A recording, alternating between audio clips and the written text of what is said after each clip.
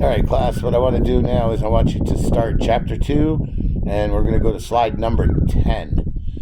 This is the actual start of your journal entries, and we're going to start doing some example problems. So I need you guys to get on there, and let's get ourselves started.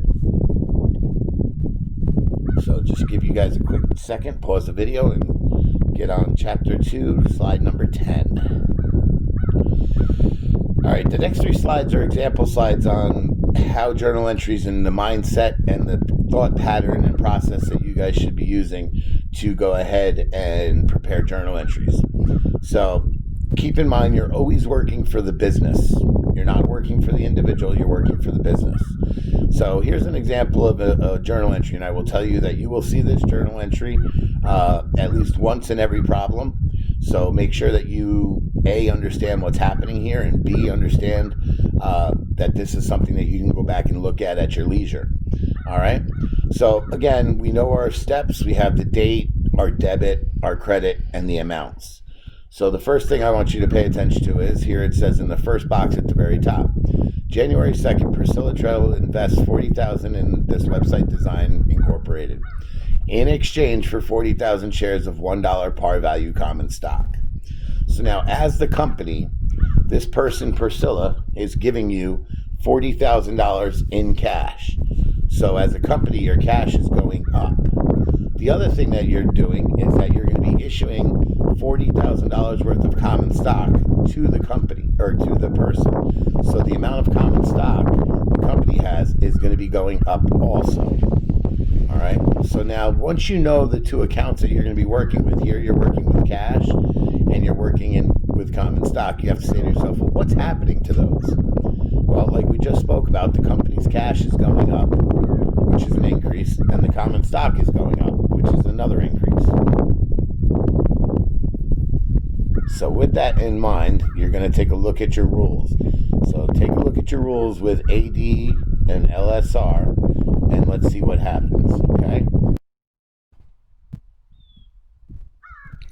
So now I want you to go ahead and apply your rules like it says there in the box 3. This is your steps you're going to be taking. Number 1, you know you're working with cash. Cash, you have to say to yourself, is what type of an account? And right now you know that cash is an asset. And then you say to yourself, okay, assets go up with a debit or credit. You should say to yourself it's a debit because of your rules. AD and LSR. Okay? The next thing you say to yourself, okay, I'm working with common stock. Common stock is part of stockholders' equity.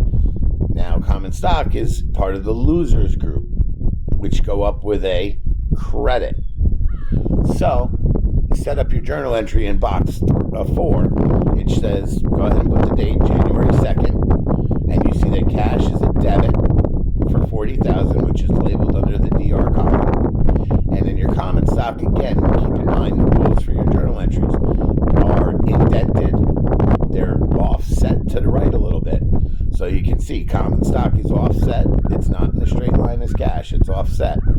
And then you have your credit for $40,000. Now, the other thing to keep in mind is, after you've done your journal entry, pay attention. Make sure that every journal entry is balanced. It has to balance. Okay, so that's key.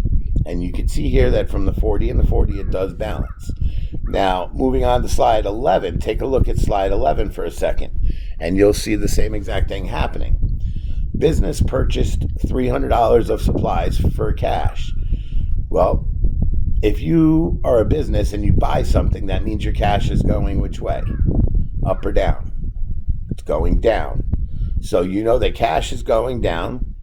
And what did you use that cash to buy? In this case, you used to buy supplies. So now you know your supplies are going up and your cash is going down. Now that you've got your analysis done, your analysis is done, you have an increase in supplies and you have a decrease in cash. Move on to applying your rules. Now, cash is an asset. It goes up with a debit, which means it's going to go down with a credit. So cash in this case is going to be your credit. The other thing now you need to say is, well, what is going up? Well, your supplies is going up.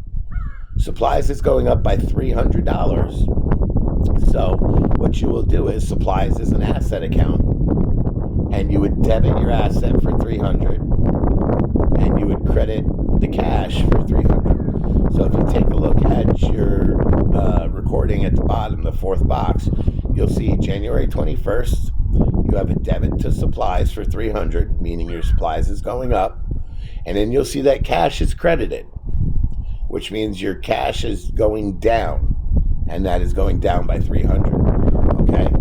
Keep in mind, the ADEs go up with a debit, and they go down with a credit. So in other words, cash is an asset.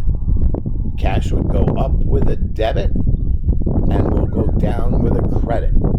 So what you see there is exactly what's happening. You're paying $300 in cash for $300 worth of supplies. Supplies is the asset, and cash is an asset. It doesn't matter what type of an accounts they are, as long as you follow your rules. Okay? Now, if you move on to slide 12, here's another situation. Now, instead of purchasing supplies with cash, we're going to purchase it on account, meaning we're not going to pay for them yet. We're going to owe somebody some money. Okay, so they're going to give us supplies with the understanding that we're going to pay within a certain amount of time. So before I start reading this one, I want you to go ahead and see if you can follow this on your own and see how it works, and then let me come back to you. So just pause your video for a minute, and I will be back to you in a second.